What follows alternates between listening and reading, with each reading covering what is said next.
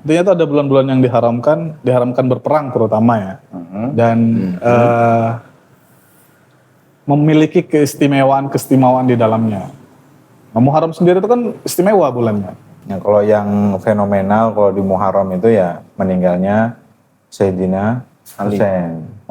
Ya, Sayyidina Husain. Kalau di tempatku, ini Jawa banyak ya, Jawa banyak. Tapi kalau tempatku tuh mengatakan surah tuh mati. Kenapa begitu? Ya itu, karena meninggalnya Sayyidina Husain.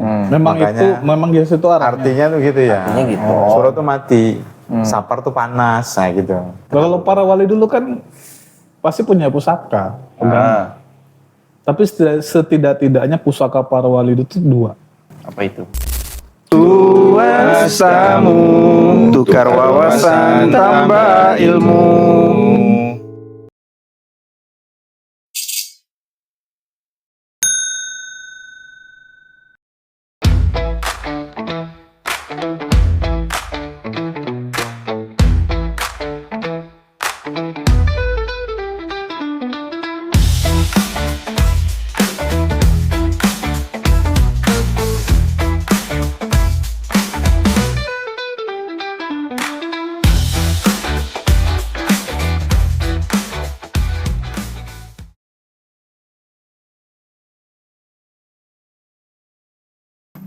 Ngomong. Buatmu. Bukan. Nggak terasa ya, Nggak terasa. Template, terlalu template. akhir-akhir ini Terlalu template. ternyata kita sudah di bulan Juni nih ya. Dan bentar lagi kayaknya kita bakal ulang tahun tuas tamu nih. Oh iya. 2 bulan lagi. 2 bulan lagi, Pak. Kita kan Agustus. Iya, 2 bulan lagi. Nanti ngomongnya nanti aja Juli itu. Nggak apa-apa. Juli diulang lagi. Iya, nggak Nggak apa-apa. Ternyata udah Juli ya. Bentar lagi kita ulang tahun ya. 2 bulan Nggak lagi terasa. masih. Nanti ulang tahun mau dilaksanakan di mana ini? Jumpa fans dulu kan? Aja. Alhamdulillah kita bisa konsisten berarti ya. Iya. Ya. Sulit loh itu. Banget. Ya berkat dukungan saya gitu. Oh iya. Anda pernah Terima lihat kasih saya Pak. Kanda. Baliho-baliho. Yang pakai tongkat komando itu ya. Saya suka gaya Dinda ya. Begel. Tapi lain bolu ketan ini. Kayak ketan putih ya. Bolu anu dia. Anu itu loh, sarutan kelapa itu apa? Apa sarutan kelapa? Parutan. Parutan kelapa itu apa? Apa onde klepon. Ya di klepon itu loh. Putu labu biasanya ada tuh. Ya, kelapa parut. Ya itu sudah. Pas momen Muharram nih. Apa yang spesial dari Muharram ini sebenarnya? Apa itu, Rep? Kenapa saya Pak? Anda yang lebih tahu. Muharram itu bulan yang diharamkan. Oh haram? Kenapa Pak? Haram itu bukan nisbatnya bukan ke haram hukum seperti makan babi. Jadi Ci. Ya, tapi Haromen. haram itu disucikan. Kayak Mekah itu juga sebut kota haram. Masjidil Haram. Ya, Masjidil Haram. Ya, haramnya itu bukan seperti makan babi gitu. Jadi beda dengan haram, hukum makanan haram itu sama haram bulan ini tadi. Iya. Beda. Haramnya kota suci Mekah itu yang dilarang bukan datang ke situnya, tapi di situ dilarang pertumpahan darah, misalnya. Mengotori dengan hal-hal yang sifatnya perang di situ nggak boleh. Jadi haramnya kita disuruh menghargai, menjaga selama di bulan-bulan haram itu. Bahkan Islam itu bukan hanya Muharram, ada 4 bulan kan. Apa aja Pak? Apa aja ya, Sup ya? Suka dia. Muharram, Ramadan, lupa lah saya intinya itu. Intinya itu ada bulan-bulan yang diharamkan berperang terutama ya. Dan memiliki keistimewaan di dalamnya. Nah, Muharram sendiri itu kan istimewa bulannya. Apa aja? Muharram itu selamatnya Nabi Nuh, Ya. Nabi Musa. Itu bulan Muharram itu. Begitu. Nabi Musa dikejar Fir'aun itu selamatnya pas Bulan Muharram. Muharram. Nabi Nuh selesai banjir bandangnya itu Muharram juga. Haram. Baru dengar saya itu. Ya. Dari Baru dengar, kan? hadis juga apa? Hadis. Ayo, nggak tahu lah. Kamu yang mengucap. Tapi riwayatnya gitu memang. Tapi nggak, kalau hadis aku nggak tahu Ya, ya. riwayat ya Oh hadis. sebut riwayat soalnya. Jelas Yang hadis. nggak riwayat itu kan nggak semua hadis. riwayat itu bisa dari kisah-kisah, cerita-cerita bisa juga. Al-Quran itu juga mengisahkan sejarah. Ya kalau Quran sendiri itu setidak-tidaknya terdapat 5 kandungannya. Di situ membahas tentang akidah, di situ membahas tentang syariat, hukum ya. Di situ berbahas tentang muamalah kita sama manusia. Satunya itu saya lupa. Apa sih? Dan terakhir itu dia ada namanya kisah. Oke. Makanya dan kami ceritakan kisah Nuh, kami ceritakan kisah Yusuf. Bukan Yusuf yang ini ya. Jelas. Kalau ini tampannya aja tapi enggak lain nabi. Wali. Hah? Wali. Wali murid. Oh iya. Membahas tentang kisah Musa, kisah macam-macam. Nah, berarti kan tapi dia bukan kitab sejarah. Kitab sejarah itu ada di Injil. Injil itu banyak sejarahnya. Pernah baca? Pernah banyak sejarahnya Pak. Tapi kan ya, penggalan Injil yang paling pertama ditemukan itu kan sudah 400 tahun lebih setelah Nabi Isa. Itu pun masih diragukan asli apa enggaknya. Betul, karena memang tidak dijamin sama Allah keasliannya kan. Sebagaimana mukjizat Al-Qur'an. Yang kalau yang fenomenal kalau di Muharram itu ya meninggalnya Sayyidina Husain. Husain. Ya, Sayyidina Husain. Itu meninggalnya kenapa Pak? Fadli yang banyak ceritanya itu. Gimana Pak? Adel ini ceritanya. Saya Dia kalau sejarah kuat ya. Enggak juga sebenarnya. Kan dia guru sejarah. Iya. Siapa yang ngurus sejarah? Guru IPS. Jadi gimana Pak? Jadi tapi kita disclaimer dulu ya. Ya, ini kan ngambil pelajaran dari sejarah. Disclaimer tuh dalam arti saya ingin memberikan garis tebalnya itu bahwa Sayyidina Hasan Hussein itu bukan milik satu golongan. Ya. Tidak bisa dinisbatkan dengan golongan tertentu. Tapi itu adalah cucu Nabi yang artinya adalah milik umat Islam. Sebagaimana kita membahas Sayyidina Umar, Abu Bakar, ya begitu pula kita membahas tentang keluarga Nabi. Kita membahas sahabat-sahabat Nabi, kita membahas tabi'in, kita membahas ittabi tabi'in, kita membahas ulama-ulama yang bersanad sampai kepada Nabi. Artinya ini khazanah dari umat Islam.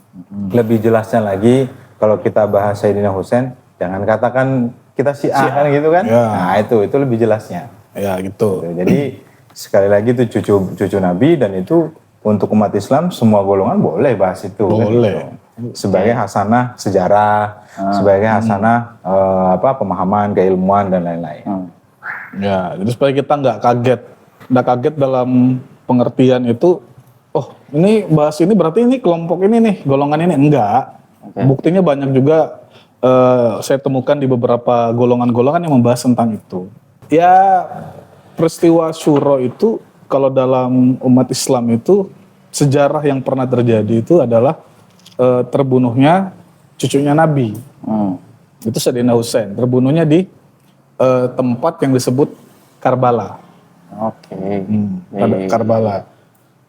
Ceritanya itu panjang. Saya tuh mengikuti dari beberapa ceramah termasuk yang ada di Yaman, ulama-ulama Ahlus Sunnah di Yaman, dan saya juga mengikuti apa yang ada di Syiah, ceramah-ceramah yang di Syiah, dan saya baca-baca buku gitu kan.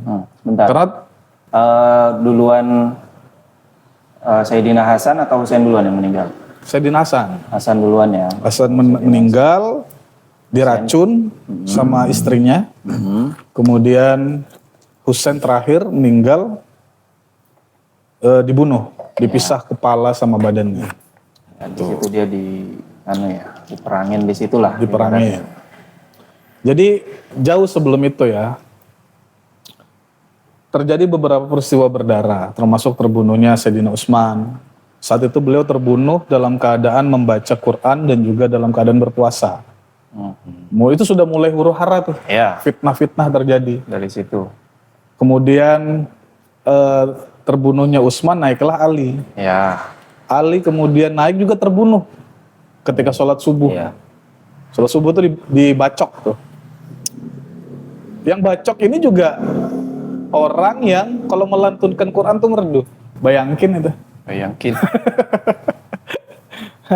Kemudian terbunuhnya Ali tadi, Sayyidina Ali, itu kemudian terjadi yang namanya konflik antara penerusnya. Nah, jadi di situ ada Muawiyah, ada juga Hasan. Muawiyah ini juga sama Rasulullah ini masih keluarga, bukan orang jauh, masih keluarga. Kakeknya itu masih ketemu. Ya, sepanjang di situ ya. Kemudian terjadilah di sini huru-hara, fitnah dan lain-lain yang menyebabkan Sayyidina Husain itu pergi dari Mekah, dari Madinah ke Mekah, dari Mekah ke Padang yang disebut Nainawa atau Karbala. Okay. Nah di 10 Muharram kemudian terbunuh. Di situ dia berangkat, kalau nggak salah saya pernah baca itu kurang lebih sekitar 70 orang, tapi lebih banyak perempuan dan anak-anak. Karena memang berangkatnya bukan untuk berperang. Nah kemudian terjadi peperangan dimulai dari 1 Muharram kalau saya nggak salah ya. Kalau nanti netizen lebih ngerti sejarahnya silakan di komentar. Dari tanggal 1 mungkin sudah mulai, karena sejarahnya itu mengatakan saat itu kudanya Husain itu berhenti. Kudanya Husain ini kudanya Rasulullah. Jadi kuda Rasulullah masih panjang umurnya. Bawa berhenti, nggak mau maju, baru dia bilang di sini sudah sepertinya. Berhentilah mereka berkemah. Kemudian tentara saat itu pemimpinnya yang namanya Yazid bin Muawiyah. Terjadi peperangan sampai pada hari keberapa sudah air itu mulai habis. Nggak ada makanan, ya macem-macem lah saat itu kan. Kemudian di saat itu terjadi yang namanya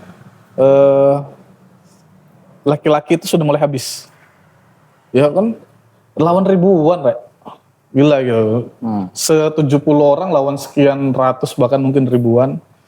Di hari ke-10 itu sudah betul-betul nggak ada air sudah. Dan di situ laki-laki habis, bahkan laki-laki yang tersisa itu cuma anaknya Husain gitu. Namanya Ali Zainal Abidin. Yang kemudian sampai dari jalurnya Zainal Abidin sampai turun ke bawah, makanya banyak habaib saat ini. Gitu. Tinggal Husain sendirian. Husain sendirian pamit ke saudari perempuannya Zainab, kemudian berangkat terakhir kalinya dan tidak kembali lagi. Dan di situ digorok kepalanya. Jadi bukan digorok biasa tapi lepas antara badan sama kepala. Dipenggal. Jadi banyak sih ada yang mengatakan posisinya itu dibalik baru digorok. Ada yang macam-macam itu. Tapi ketika Husain itu mau berangkat, dia itu di dalamnya itu memakai paling dalam lapisan itu bajunya Rasulullah. Lusuh. Jadi ditanya kenapa, dia bilang nanti kalau saya ini mati, dia sudah kayak ngerti tuh, sudah ngerti. Kalau saya ini mati, nanti kan dilucut itu, dirampas semua harta kan. Ketika mereka mau lihat baju dalamnya tuh kayak ini sudah nggak bagus lah, bajunya mau diambil kan, supaya apa tujuannya auratnya tetap tertutup. Jadi badannya tergeletak, kemudian kepalanya diarak tuh dibawa sampai 40 hari. Kemudian kembalilah keluarganya termasuk Zainab adiknya kembali ke Padang itu, kemudian menguburkan Husain. Dan itu ada sejarah-sejarahnya seperti tempat kepalanya kalau nggak salah di mana ya, daerah mana itu saya pernah lihat. Di situ tempat pernah ditaruhnya kepala. Dan kalau makamnya sendiri kan ada di Irak. Makamnya Husain itu. Jauh juga ya. Jauh, Pak. Nah dan itu memang mayoritas sekarang tempat itu yang disebut tempat-tempatnya kelompok Syiah tadi. Tuh, tapi memang itu sejarah berdarah. Dan makanya kalau kita tarik lagi, dulu-dulu itu konon katanya orang-orang tuh nggak berani ngomong dia cucunya Nabi. Kenapa begitu? Dibantai, bro. Iya benar. Memang sejak zaman itu banyak pemburuan keluarga Nabi. Ya. Yusuf ngaku Habib nggak, meskipun udah cambang nggak berani dia. Lagi kem Nggak dipercaya. nggak dipercaya. Gak ada jambangnya. Kalau sekarang banyak yang ngaku. Tapi kenapa nggak boleh waktu itu? Bukan nggak boleh. nggak berani. Yang nggak Mengamankan berani, diri iya. aja. Banyak dicari. Kenapa awal mula konfliknya itu? Apa karena ketidaksukaan kah? Atau? terpecah kelompoknya ya dari meninggalnya Sayyidina Utsman itu. Meninggalnya Sayyidina Utsman, terus ada yang ya mungkin menyusup kali ya. Menyusup mengaku jadi, aku rada blur juga. Sudah lupa juga. Dia apa ya? Sorry.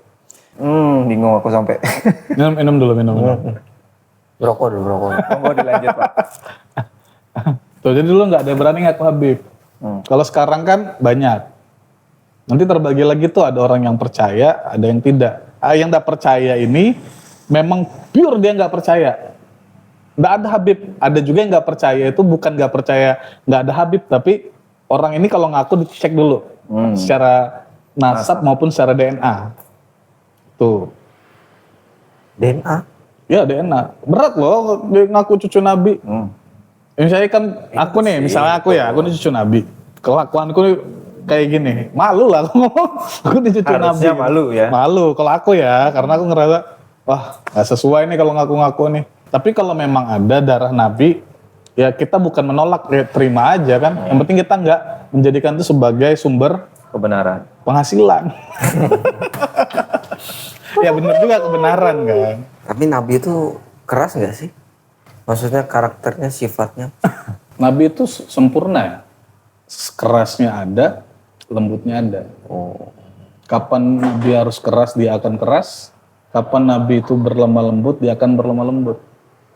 Tuh. Tapi kalau yang cucunya Nabi agak keras-keras itu, lain cucunya apa gimana tuh? Nah itu kebagian kerasnya aja berarti. Nanti ada yang kebagian lembutnya. Saling melengkapi aja. Kok agak serem ya lama-lama pembahasannya ini. Kalau Nabi kan cetakan pertama Del, sempurnanya itu ya kayak gitu.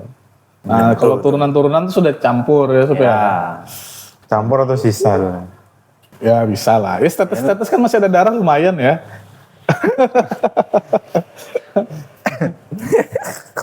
Nah terus surah gimana kalau surah itu kan biasanya di Jawa itu Tradisi. kan kuat banget itu. Ya kalau di Jawa itu ya apa ya? Ya kalau dikatakan apa namanya ikut bersedih gitu. Jadi kalau di tempatku, ini Jawa banyak ya, Jawa banyak. Tapi kalau tempatku tuh mengatakan surah tuh mati. Kenapa begitu? Ya itu karena meninggalnya Sayyidina Husain.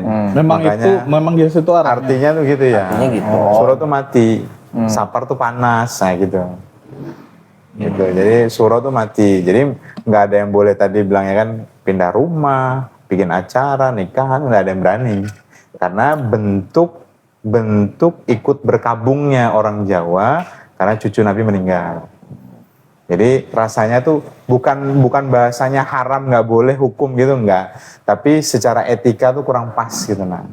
Secara etika tuh kurang pas karena apa namanya cucu Nabi meninggal loh, masa kita ini mau acara senang-senang gitu. Berarti Nah, kayak diabadikan seperti maulid ya. Tradisi yang kayak maulid kan kelahiran Nabi misalnya. Jadi tiap tahun tuh diperingati dengan bergembira gitu. ya Oh, berarti surah itu Kebalikannya lah. kebalikannya ada apa tadi? Dilarang Dilarang menikah. berduka apa ya? Duka ikut berkabung ya, ikut berkabung. Empati kita, bahasanya empati kita kepada keluarga Nabi yang waktu itu meninggal dengan tragis ya bahasanya. Jadi kalau di tempatku ya bahasanya surah tuh mati udah gitu aja. Bahkan kalau yang ditambah-tambahin lagi yang nikah surah bisa mati kayak gitu. Tapi itu tambah-tambahan aja. Nggak, tapi maksudnya juga ya, ya. maksudnya nggak gitu, tapi maksudnya nggak gitu. Kalau di Buton nggak ada sih. Kalau di Buton tradisi itu setauku ya, karena aku juga terbatas ya. Tuh surah tuh nggak ada larangan-larangan seperti itu. Kalau di kamu di Nggak tahu saya. udah di daerahmu di adatmu lah. Ada nggak tradisi? Bukan, saya Ada dong. Saya anak kota bahwa Kalau aku di Cina nggak ada. suka. Tapi kenapa cuma nggak tahu ya? Apa kalau yang Nabi Muhammad meninggalnya Muhammad meninggalnya apa? Normal kan sakit terakhir. itu. bulan. Oh bulannya. Bulan apa Pak? Nggak tahu ya, kayaknya bukan Rabiul Awal juga ya, enggak ya? Enggak dong. Enggak ya, itu lahirnya aja ya? Ya, Bukan lahir sama meninggalnya sama enggak? saya agak lupa Enggak sih. tahu ya. Tapi di tradisi gitu ada kan kalau tadi kan cucunya Nabi nih, maksudnya berkabungnya di cucunya Nabi, maksudnya berkabungnya di Nabi Muhammadnya sendiri ada nggak? Nggak ada berarti. Enggak. Udah lupa dia. Karena cenderungnya itu kan apa tragisnya ini loh gitu. Nah, karena tragisnya itu. Kalau Nabi itu kan meninggalnya ya normal saja, anggapnya normal saja gitu. Normal saja. Nah, karena cucu Nabi ini meninggalnya tragis, tadi cerita Padli sampai terpisah antara kepala dan badan itu kan tragis. Sobat-sobat Nabi yang lain ada yang ditusuk, ada yang dikena bacok, cuman nggak sampai terpisah tuh gitu nah. Ada yang dimakan jantungnya. Siapa itu? Pamannya kan? Pamannya Hamzah. Hamzah, pamannya. Oh, Siapa yang makan? Siapa Si ya itu? yang cewek itu. Lupa aku namanya. Iya kan? Lupa juga. Kalau sudah diomongin gini lupa gitu. Sudah. Tapi hari hafal ya. Iya. Kayak anak pondok loh, Jin. Gak apa-apa dah kaya. Masih kaya. Gak apa-apa. Hindun. Ya. Ya. kok kalian tahu? Aku ada nonton yang itu. Kamu kejawen, Bang. Kisah-kisah. Iya. Kan kalau di Ramadan tuh ada biasanya kisah-kisah. Pasti ada itu. Ya. Ya sebenarnya yang terpisah bukan hanya, mungkin juga ada saat itu ya. Karena kecilnya kelompok itu melawan kelompok yang besar. Iya.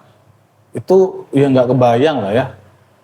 Habis itu mereka betul-betul dalam keadaan di boykot. Air tuh nggak ada. Dan tentaranya itu laki-laki sedikit, mayoritas perempuan. Bayangkan psikologi saat itu ya terjadi ya. Dan itu bukan peperangan, lebih tepat tuh kayak pembantaian kalau menurut saya tuh. Karena nggak imbang. Kalau perang itu kan masing-masing berhadapan-hadapan, kayak misalnya perang salib tuh. Kelompok Saladin Al-Ayyubi dan kelompok Kristen ini berhadapan-hadapan meskipun nanti banyak siapa, tapi mereka siap perang. Kalau ini kondisinya nggak siap perang. Kondisinya itu melakukan perjalanan. Karena ada bahasa mau dibayat gitu. Mau diangkat di daerah mana itu. Nah, di perjalanan itu yang tidak membawa perlengkapan persenjataan, mereka perang.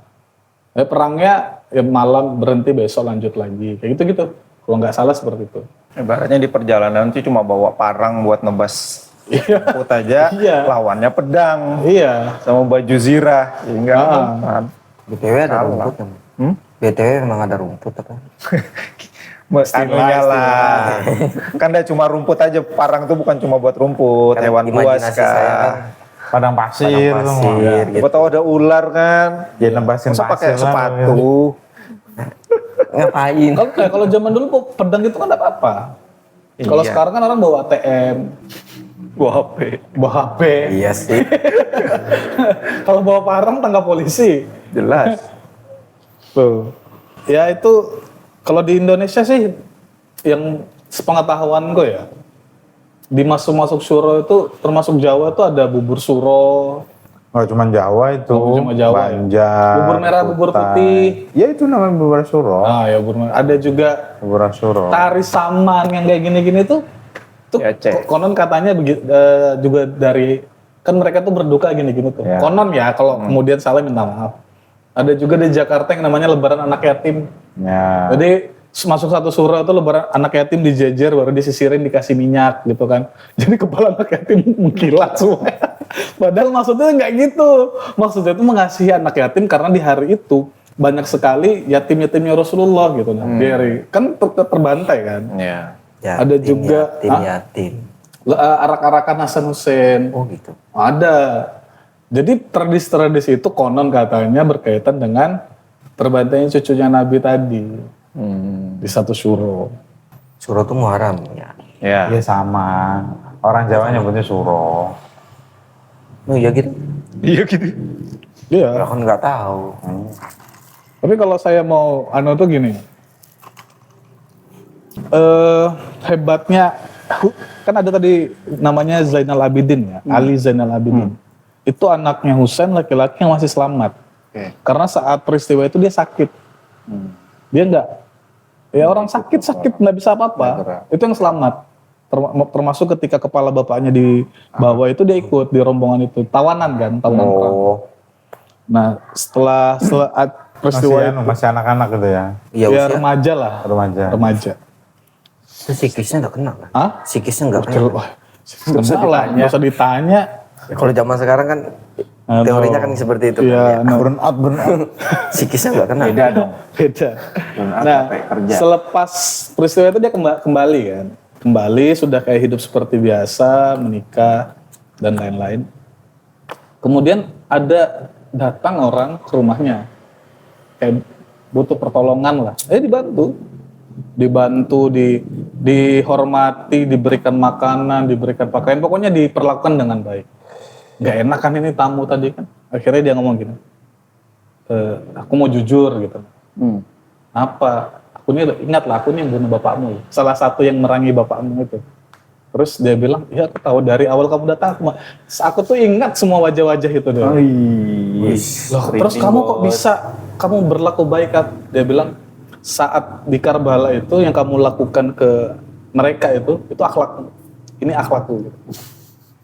Luar biasa memang. Jadi nggak akan bercampur darah itu nggak akan bercampur. Memang dasar yang baik itu ya baik. Dia balas.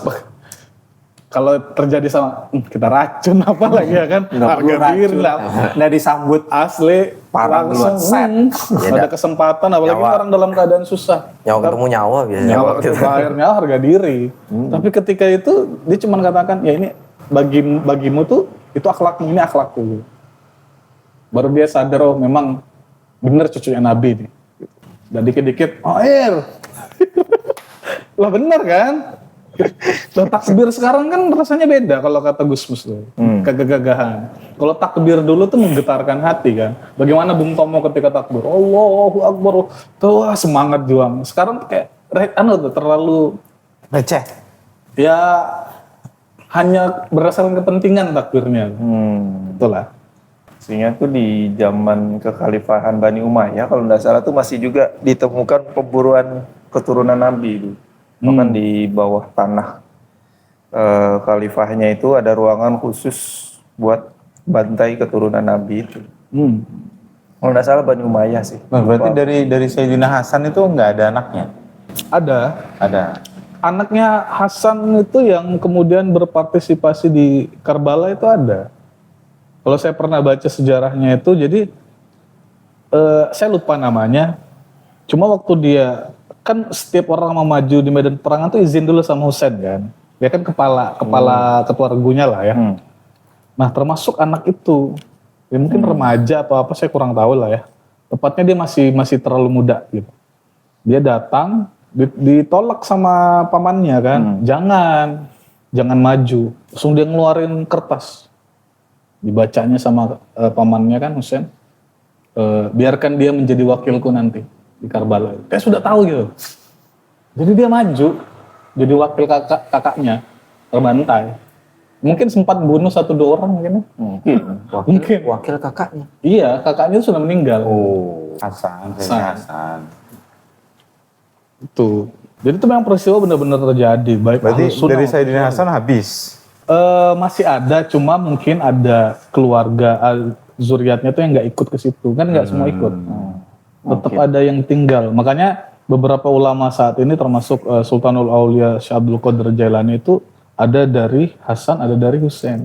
Campur. Jadi tarik nasabnya ke atas, ketemu 2 jalur dari Hasan Husain gitu. Jadi ada tetap. Mungkin itu yang tidak ikut ke Karbala saat itu. Tapi kalau lanjut lagi ke yang ke apa namanya ke Jawa nih, katanya ada yang keris-keris apa gimana? Jamasan. Apa itu jamasan? Iya itu. Mandiin keris ya. Ya. Keris dimandiin. Iya. Itu Suruh mandi sendiri. Ya, apa Mandiin itu? keris tuh kayak mana Mandiin sih? keris Kayak mana? Pakai sabun apa? Baru kamu yang ngajarin aku, Pak. Mau cari apa aku nggak? ini orang bukan orang Jawa kayak apa sih? Iya. Medang mandiin kerisnya dia. Ya, Keris yang mana? Itu makanya. keris pati ini. Ya istilahnya jamasan ya. Itu kalau bahasa gampangnya itu kan mandiin keris. Tapi jangan tanya ya itu filosofinya apa. Aku juga bingung sebenarnya. Cuman kalau bahasa gampangnya kenapa kok itu diruat? Ya karena bahasanya tuh gini. Kalau seandainya ini penafsiranku sendiri ya. Ini penafsiran sendiri. Kan kamu orang Jawa. Ya makanya aku belum dapat Juga. belum dapat literasi yang jelas kenapa kemudian itu harus dilakukan. Tapi begini, bahasanya gini. Jadi orang Jawa itu punya gaman tuh punya pegangan, punya senjatanya masing-masing lah. Ya kalau karena orang Jawa ya keris kan gitu. Ya. Nah, kenapa kemudian harus dicuci, dijamas, disiapkan bahasanya seandainya suatu waktu dibutuhkan siap. Tapi kenapa cuma suruh? Ya karena melihat kejadian di 10 Muharram itu. Tuh. Jadi kalau selain 10 suruh nggak dimandiin tuh, Chris? Ya kalau ritual rutinnya satu tahun sekali itu. Prosesnya bagaimana? Adakah ritual khusus apa bagaimana? Atau sekedar ya udah dibersihin kayak bersihin motor gitu? Ya pakemnya banyak ya sebenarnya, pakemnya banyak. Kalau nanti beda kayak Keraton Surakarta, kayak Kasunanan Surakarta, terus nanti di Jogja itu dia punya pakem masing-masing itu. Terus caranya beda-beda. Nanti di Jawa daerah timur nanti pakemnya beda lagi. Jadi banyak pakemnya. Yang Kayak contohnya gini, ada yang mereka tuh menggunakan ketika dimandikan, habis dimandikan itu prosesi mandikan itu pakai nanti air jeruk segala macam. Digosok gitu ya. Pelan-pelan, tapi enggak yang gosok gitu enggak, pelan-pelan. Kan supaya enggak karat, Rip. Kembang. Ya, kembang. Terus kemudian nanti minyaknya setelah itu kan minyaknya tuh pakai 2 minyak. Ada yang cuma cukup 1 minyak. Minyak apa itu? Minyak Za'faron. Tapi macam-macam sih, pakemnya banyak, tergantung. Ya, Itu minyak za'faron itu minyak apa? Minyak wangi. Bisa dibeli ketemukan Bisa. Terus ada ritualnya nggak sebelum memandikan gitu? Ada yang pakai misik. Minyak. Bukan mistik. Itu Misik. daging. Misik itu ada misik hitam, misik putih. Nah, bisa pakai itu juga. Nah, terus nanti kalau yang rata-rata yang full ya, mereka tuh nanti bisa dimandikan dulu. Setelah dimandikan, nanti baru ditaruh di atas dupa. Di atas dupa dulu. Maksudnya Mbak gitu. ya. Supaya apa? Supaya kering. Supaya kering. Iya, Supaya kering. Oke. Jadi setelah itu baru nanti diminyakin. Nah, bagi yang butuh minyak za'faron, Nggak ada yang jual. Nggak ada. Malah endorse kau. Nggak ada Cari aja di e-commerce gitu. Ya aku ini kan diajari juga kan maksudnya bukan dari orang yang benar-benar ahli yang ada pakem gitu ya. Kan belajar dari banyak orang, banyak versi. Ya versinya macam-macam karena memang pakemnya juga beda-beda. Kalau para wali dulu kan pasti punya pusaka. Tapi setidak-tidaknya pusaka para wali itu 2. Apa itu? Al-Quran dan hadis. Suka nih begini. Jadi 2 itu ini sama yang di dalam. Artinya apa? Kalau akhlakmu baik, kamu akan diikuti orang. Pusaka yang pertama. Ucapanmu benar, ucapan baik, kamu akan didengar orang. Jadi pusaka para wali itu 2 itu. Kalau keris dan lain-lain itu sebagai simbol. Dalam arti itu ada namanya simbol jihad dalam Islam kan. Terus itu juga sebagai penyatuan terhadap dalam ilmu antropologi masyarakat itu ada. Tapi pusaka utama itu bukan yang di luar diri kita, tapi yang dalam diri kita. Luar biasa. Iya. Biar kita pusaka ikam 10.000, kalau ikam akhlaknya kada baik, kada diumpati orang. Begitulah. Jujur. Kok jadi Banjar sih? Itu ngomongin Jawa tadi. Bener. Lah kalau Rasulullah apa pusakanya? Apa Pak? Apa Pak? Yang aku tinggalkan kepada kalian 2 perkara yang kalau kalian berpegang kepada itu kalian tidak akan tersesat abadan. Gitu. Selama-lamanya. Yang pertama dalam riwayat itu yang terdapat di Sahih Bukhari itu Al-Quran dan Ahlul Bait. Yang masyhur di hadis disampaikan di masyarakat itu Al-Quran dan Sunnah atau Al-Quran dan hadis. Nggak masalah lah, intinya itu yang menjadi pegangan. Nah Quran itu kan bukan Quran ini yang kita pegang supaya hantu takut kan. Kita kan masih kecil gitu tuh. Pegang Quran supaya hantunya lari. Padahal kan Kalau jatuh bukan, dosa kena tanah dosa dulu. ya Kecil. itu bentuk penghormatan. Nah maksudnya bukan benda ini kita bawa kemana-mana jadi jimat kan. Benar. Tapi kita baca, kita hafalkan, kita amalkan. Itu kemudian dia jadi pusaka. Mana Lore? Masuk. Pintar bapak nih kayak anak ponpes ini. Kaya lagi. Real memang. Oh, iya. Bukan kaya. Terus waktunya kapan misal Balik ke keris lagi nih. iya. Masih penasaran kita nih. Karena kan nggak tahu. Iya. Mandiinnya waktu mandiinnya pas Malam berganti hari atau memang bebas harinya tapi hari tanggal 1 itu. Jamnya, siapa tahu siang bisa kan. Siapa tahu kan? Ya umumnya yang pernah aku diajari sama orang-orang tua ya pas malam satu suronya. Pas malam satu suruh. Ya. Anggaplah Selasa satu suro berarti malamnya. Malamnya. Senin malam. Jamnya Ya bebas Pergantian aja hari malam. Habis isa biasa Rip. Bebas aja yang penting malam. Ya kalau nanti kemudian itu dikatakan klinik apalah ya sebenarnya kan begini ya. Kita bicara barang ada isinya itu kan ya kalau itu kan namanya khotam, karena orang nyebutnya khotam gitu. Oh, khotam yang ada dalam. Khotam itu artinya apa? Pembantu gitu. Pembantu itu kan ngikut kita gitu. Ngikut kita ya. Kalau kita mau ya kita pakai, kalau enggak biarin aja kan gitu aja. Itu kan kemarin sempat di Setara tuh kan, kalau teman-teman mau lihat pembahasannya di Setara ada tuh. Boleh enggak kita minta tolong sama jin gitu. Ada tuh jawabannya, nanti tonton di videonya dia. Setara episode 2. untuk ada isinya aja kita senang kan? Masa barang ini ada isinya kita senang?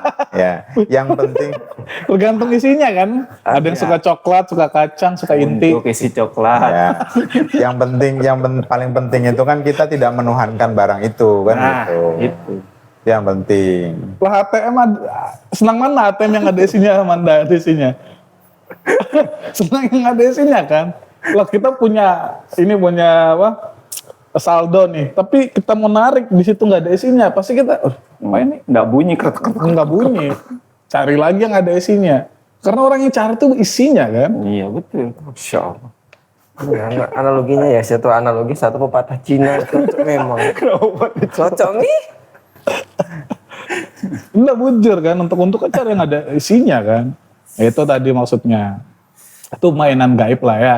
Biarlah ahli-ahli yang Untuk gaib-gaib. tuh apa juga yang nonton kita nih nggak tahu untuk juga nggak semuanya tahu untuk. Oh, for. Bor.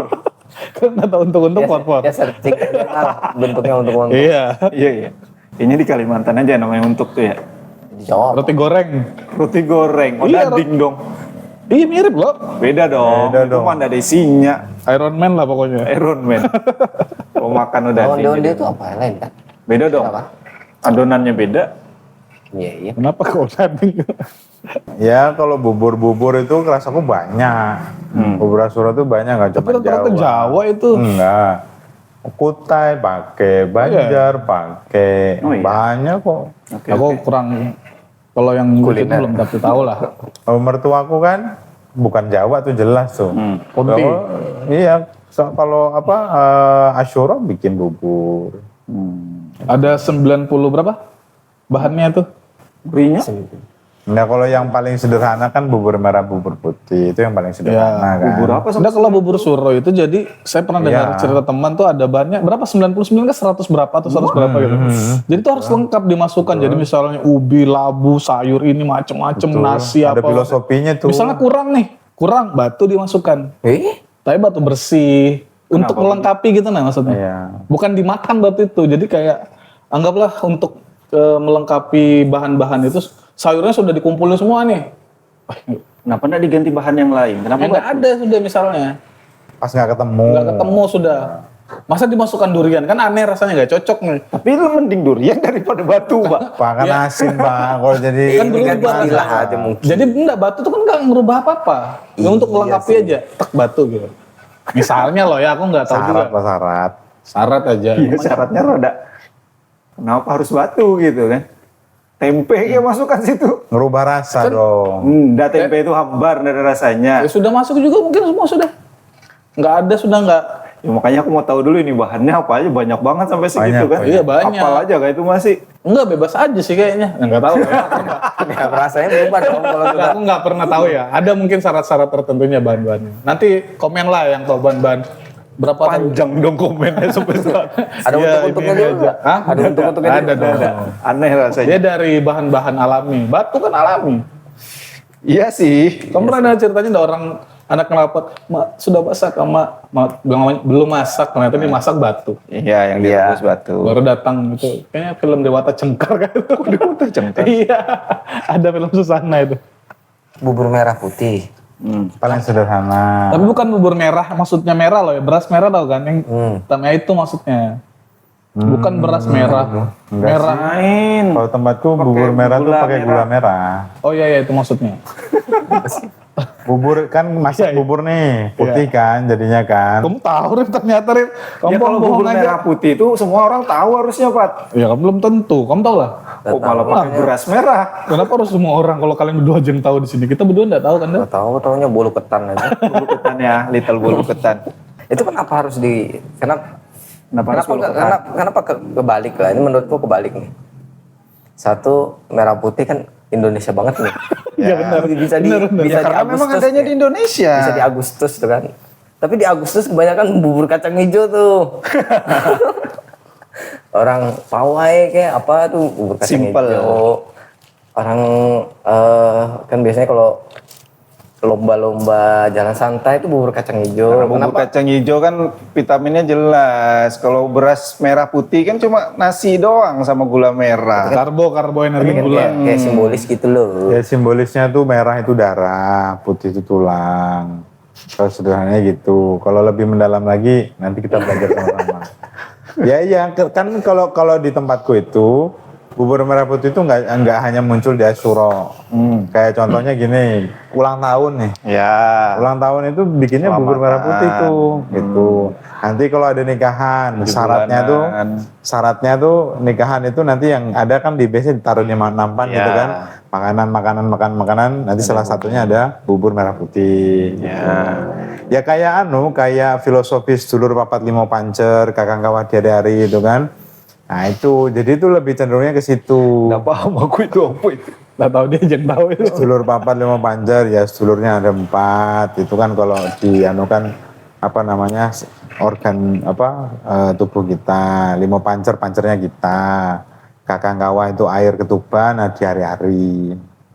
Itu lebih ke diri kita gitu. Itu pas ulang tahun. Ulang tahun, terus nikahan, macam-macam pokoknya. Jadi munculnya itu nggak cuma di Asyura aja. Intinya Indonesia ini punya banyak simbol-simbol. Ya, simbol. Nilai. Jadi tahu kan ngertinya bedanya nilai gini. Nah, Ini serius ini. Suka aku ini. bukan. Ini 100.000 nih. Sama 10.000. Kertasnya sama, beda warna. Warna beda, angkanya beda. Tapi itu secara simbol tadi ini untuk menggambarkan nilainya kan. Jadi yang paling penting itu kan nilai. Kalau 10.000 tadi kita robek, 100.000 kita robek, sudah nggak bernilai. Jadi disambung lagi baru dia punya nilai. Jadi simbol-simbol tadi itu punya nilai-nilai sendiri yang sudah makan waktu 10-20 tahun, generasi-generasi selanjutnya sudah mulai Enggak, sudah. Apa sih nilainya daripada bubur merah putih ini? Apakah kaitannya dengan bendera merah putih? Kayak bujur kan? Iya. Karena Majapahit kan merah putih tuh. Ya, bisa juga. Atau karena kaitannya tadi apa tadi pas Suro peristiwa Karbala tadi merah putih, atau simbol yang kata Yusuf tadi berkaitan dengan darah dan tulang misal. Kita kan nggak tahu tuh. Tapi intinya mereka punya nilai-nilai pada simbol-simbol yang ditaruh. Itulah Indonesia. Ya, aku baru tahu juga kalau apa namanya ulang tahun atau acara-acara yang seperti itu ada makanan-makanan yang disajikan gitu. Padahal di Chinese ada juga nggak ya? Kayaknya ada yang Ada kue Ada. keranjang. Mie, kan? mie kalau nggak salah ada mie. Mie panjang umur, mie ya. panjang. Oh, mie panjang umur. Ya, kalau ulang tahun gitu. Ya. Atau kue Tapi Chinese bulan. gitu juga nggak sih katanya? Chinese gitu juga. Ya. Iya, pasti ada simbolnya. Cina itu juga. punya peradaban besar, punya banyak simbol-simbol gitu. Ya.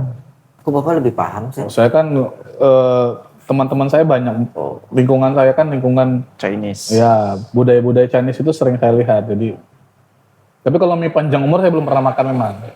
Cuma nonton film apa dulu tuh? Jet Li kah apa tuh? Pehung. Ya pokoknya ada mie panjang umur tuh. Kalau usianya Jet Li jauh, jadul.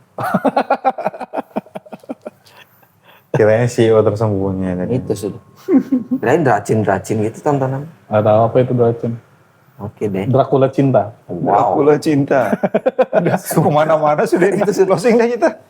Satu pertanyaanku. Nah, Kan kalau tadi Pak Dili bilang kan bulan Muharram salah satu bulan yang yang suci lah ya bahasanya yang itu termasuk Ramadan gitu kan. Kalau di Ramadan kan ada perintah kita untuk berpuasa. Kalau di bulan Muharram sendiri apakah ada perintah sunnah sih ya. sunnah atau spesifik gitu? Monggo. Ada yang ahli agama. Anak pondoknya ahli agama nih. Bapak semua nih anak pondok Itu aja kemana lu? Dia hadap ikam. Anak kemenak nih. Anaknya aja. nyebut merek. Hebat, hebat. Ada biasanya puasa suro. Nah, puasa suruh itu gimana? Ya berpuasa seperti biasa tapi niatnya puasa suro. Kapan? Ya pas 10. 10, 11, 12 lah. Ya. 3 hari. Saya lupa. Saya lakukan sekali aja pas bulan 10 aja soalnya. Ya puasa itu termasuk puasa sunnah. Ya 10, 11, 12. Ya. Sekali boleh. Ya kan sunnah Pak. Sunnah. Bapak mau ngambil sekali Saya aja nggak lupa apa-apa. hukumnya itu karena Ambil 2 nggak apa-apa. Saya kirakan sepaket gitu loh harus Nggak tiga-tiganya. ada puasa sunnah sepaket nggak Kecuali ada. wajib sama nazar. Kecuali itu baru. wajib. Ya. Iya kirain kan gitu. Kalau sunnah kayak apa? Arafah tarwiyah. Jangan tuh kan. dimarahi, bujur lagi belajar dimarahi. Arafah sama tarwiyah tuh kan. Itu kan katanya sepaket, tapi ngambil satu aja boleh? Boleh aja, nggak apa-apa. Kayak sholat duha tuh loh. Maksimal kamu mau ngambil 4, mau ngambil 6, mau ngambil boleh. Iya. Tapi maksimal 12. Konteksnya sunnah. Tapi Boleh saja. salah satu MTS di Samarinda ini kalau siswa telat itu, tapi bukan salah ya, bagus aja. Jadi kalau terlambat tuh bukan dihukum gimana, tapi dihukum sholat duha 40 rakaat. Mak. Itu sampai zuhur kayaknya. Saya dengar tuh lucu, bukan nyalain ya, kayak lucu jadinya. Jadi memang orang kayak, 40 rakaat nih, ini. 2 rakaat aja banyak yang udah ngelakuin kok. 40 rakaat. Ya mungkin untuk Iya, supaya anak-anak kan nggak boleh dipukul sekarang. Iya. Nggak boleh apa, jadi itu kayaknya lebih capek ya, banget. Ya di bulan Suro yang paling pasti kita banyak bertadabbur ya dengan sejarah-sejarah masa lalu yang belum banyak dibahas. Ya itu sekali lagi perlu kita ketahui. Kayak contohnya tadi kan kita cerita tentang sejarahnya Sayyidina Husain. Itu menurutku memang perlu sekali untuk kita bahas. Jadi sekali lagi kita tidak bicara tentang Syiah dan enggak. Ini sejarahnya cucu Nabi ya kita bicarakan ini sebagai bentuk mengenang turut berduka atas kejadian yang luar biasa itu. Terus di Indonesia juga banyak sekali ritual-ritual di bulan Muharram itu, bulan Syuro itu banyak sekali. Yang orang Jawa, yang suku-suku lain ya Banjar, ya Kutai, ya yang lain-lain juga banyak sekali ritual-ritualnya. Dan ya hal-hal yang begini yang kemudian harus kita mulai untuk hidupkan kembali. Jangan kemudian ditinggalkan, tapi yang begini harus kita hidupkan kembali, kita jaga, kita rawat sampai seterusnya nanti. Karena sekali lagi konteks-konteks yang begini tuh bicaranya sudah tidak lagi di ranah syariat, biasanya kan ranahnya di hakikat karena dia bentuknya simbol-simbol. Maka perlu kita pelajari dulu, jangan kemudian terlalu mudah mengatakan oh ini klinik, oh ini mitos, oh ini syirik, oh ini pelajari dulu, dalami dulu filosofinya apa, maknanya apa. Kalau sudah tahu, kalau memang nggak cocok ya sudah nggak apa-apa. Tapi kalau memang cocok ya silakan dilaksanakan. Tidak untuk menghardik ya. Ya, yang paling penting itu kita saling menghargai, nggak perlu menjustifikasi orang lain untuk wah ini salah nih, ini harus halal darahnya, wah jangan gitulah. Nggak gitu lagi, sudah kita zamannya nggak gitu lagi. Jadi saling menghormati supaya Indonesia damai, Indonesia rukun, kita bisa terus maju. Sekarang apa-apa sudah mahal ini. Apa-apa Iya, sudah mahal banget ini yang Jadi ganti oli aja sudah 70.000 tadi. kita harus membuat Indonesia semakin damai, semakin baik. Ya biarin aja yang korupsi, biarin korupsi nanti pada waktunya ketangkap. Tapi kita mulai dari diri kita sendiri untuk membuat Indonesia menjadi lebih baik. Terima kasih sampai. Aku kayaknya aku perlu nyampein satu dulu. Oh ya. Wajib. Penting nih. Berkaitan dengan sejarah awal tadi yang saya sampaikan ya. Ada pertumpahan darah, ada lain-lain, ada masa pemilihan kekhalifahan setelah Rasulullah dan lain-lain itu. Yang ingin saya sampaikan ke pemirsa ini, notice ini ya, bahwa bagi dalam pandangan saya itu kita harus ingat bahwa kita itu sebenarnya punya musuh. Setidak-tidaknya musuh kita itu dua. Musuh yang ada di dalam diri kita dan musuh di luar diri kita. Musuh di dalam diri kita itu ya setan itu. Setannya itu ya kita sendiri. Yang membisik-bisiknya ya kita sendiri. Yang kedua itu adalah Dajjal. Ingat Dajjal itu dia hidup usianya lebih lama. Jadi di masa Rasulullah setelah meninggal, huru-hara itu sampai terjadi saat ini itu salah satunya adalah ulah daripada Dajjal dan antek-anteknya. Nah, oleh karena itu di sini saya tidak pembahasannya tidak sekali lagi tidak menjurus kepada golongan tertentu, tapi pembahasan ini untuk menyadari bahwa perpecahan di antara terutama golongan umat Islam saat ini maupun seluruh dunia pada umumnya itu ada musuh yang lagi bersembunyi menunggu waktunya untuk showtime gitu. Itu aja sih. Terima kasih. Terus. Tuas tamu, tukar wawasan, tambah ilmu. Harus banyak